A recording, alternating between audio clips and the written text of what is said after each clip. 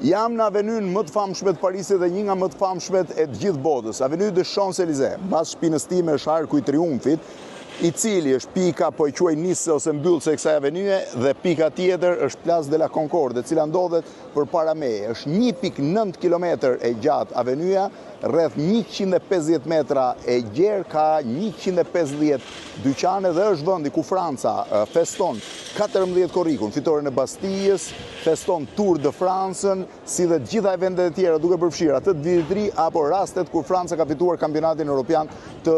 futbollit. Ka filluar rreth viteve 1700, por në 1908 Napoleon Bonaparte vendosi të ngrinte një ark triumfi i cili ishte si simbol i fitoreve të tij të jashtëzakonshme nëpër Europë. Ai vendosi që arku i triumfit të ndërtojë mbi këtë kodër, që do të hapte një numër avenysh krejtësisht të drejta. Avenua kryesore de Champs-Élysées shkonte në Place de la Concorde, ku ju prek koka mbretit, dhe në pallatin mbretëror të Tuilerive, i cili ishte pallati më i rëndësishëm mbretëror i kohës në Francë. Që nga Napoleoni, i cili për fat keq nuk e pa dot asnjëherë arkun e tij triumfit sepse vdiq para se ai të ndërtoi, Champs-Élysées mbetet pothuajse 200 vjet rruga më e rëndësishme e Francës, rrallë shef si sot të bllokuar, edhe që mund të ecin vetëm këmbësorët, një prej rrugëve më të famshme të gjithë globit, Avenue de Champs-Élysées.